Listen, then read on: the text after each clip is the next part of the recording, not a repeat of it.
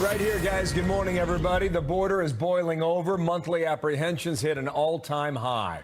And the White House does not want to hear about it, apparently, as you're about to see. It's Friday. You've almost made it, America. Good morning. I'm Bill Hemmer, live here in New York City. Here we go. Good morning. Good morning. I'm Dana Perino. This is America's Newsroom. This has been a news-filled week, and it's gone by so fast. So the chaos really coming to a head in Eagle Pass, Texas. There's a heartbreaking scene there. Yesterday, adults and small children crawling through razor wire to enter the U.S. illegally. And you got wave after wave of asylum seekers overwhelming that small border town. They are just some of the 3.8 million who've arrived under President Biden. Nearly half of them are considered to be gotaways. And the administration is refusing to accept even a portion of the blame. Here's White House Press Secretary Karine Jean-Pierre yesterday. And we'll also show you what was happening at the border at the exact moment she was talking. We have worked very hard. The president have worked very hard to implement a strategy when it comes to the border that is humane, safe, and has orderly enforcement. That is something that we have tried to do and worked really hard to do these last 2 years. I do want to add a couple of things that we also announced yesterday, as you just to note, I'm sure you know, which is escalating the fight against smuggling and trafficking by prosecuting an increasing number of smugglers as well as non-citizens who are violating our laws, right? This is an announcement we made yesterday. Also in deploying 800 new active duty military personnel to support border efforts and get CBP agents and officer out in the field. Former DEA Special Agent Derek Maltz on how smugglers and cartels are exploiting this. Chicago Alderman Raymond Lopez on how his city is struggling to house thousands of new arrivals. But let's begin with Griff Jenkins. He is live from Eagle Pass, Texas. Good morning, Griff. Hey, Dana and Bill, good morning. And this won't come as welcome news to the White House, but CBP sources confirmed to Fox News just moments ago that the total number of migrant encounters this fiscal year, 2023, have surpassed last year's record-breaking numbers. Take a look here. You see so far this fiscal year, and there's 8 days left in this fiscal year, 2,388,350 plus compared to that 2,378,000 from last year that shattered the records, more than 10,000, and you're getting upwards of 9,000 a day. Let's take a look at the video we saw yesterday all day long here at Ground Zero across the entire southwest border.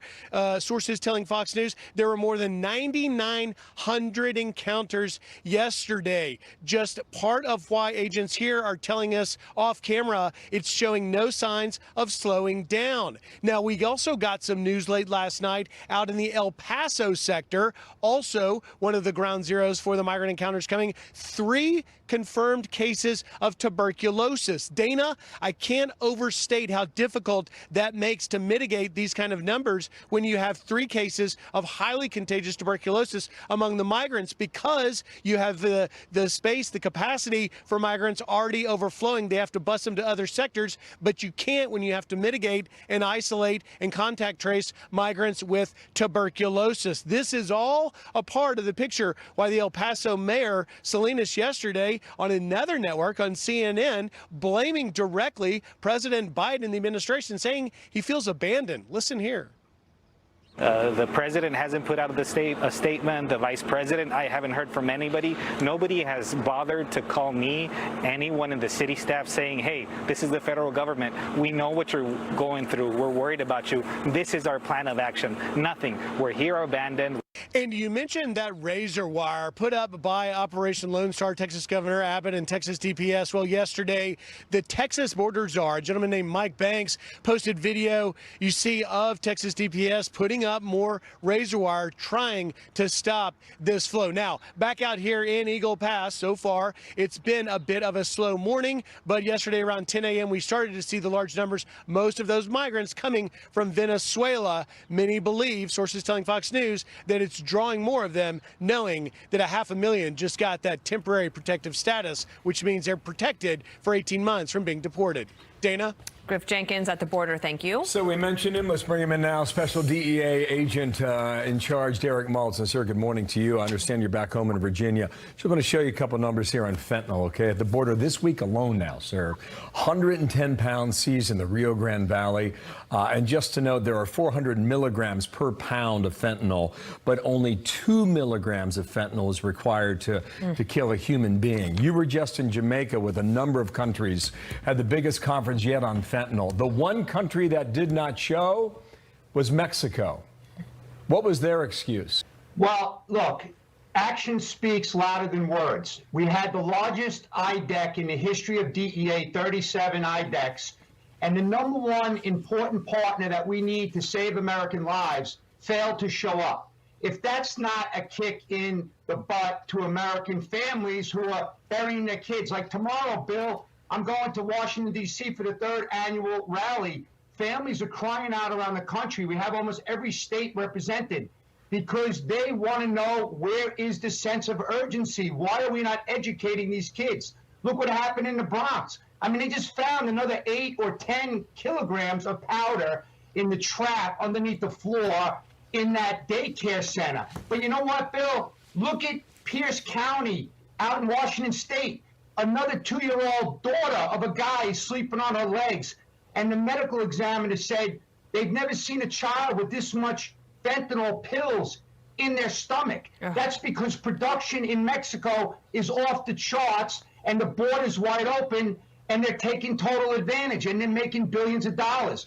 This is insanity, and American families deserve better from the White House. The Biden administration outlined a plan for the border crisis. This is one of the things Corinne Jean-Pierre was talking about. Let's put it up here for you. It would fast-track processing at the U.S. border, expand legal pathways for citizenship, increase the total number of refugees, send money to help sanctuary cities, and speed up work permits for illegals. Nothing there about what you're talking about. But, Derek, also, it is true that a lot of Americans are bringing the fentanyl across. Maybe they're working with the cartels. But, you know, and the cartels have 175,000 employees.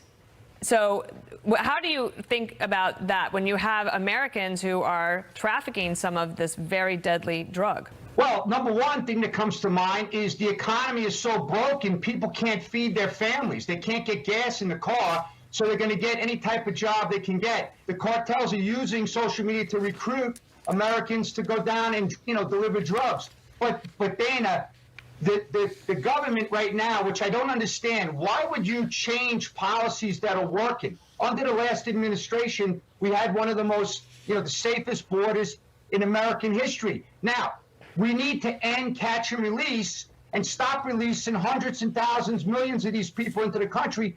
They got to stay in Mexico, especially when asylum claims are fraudulent.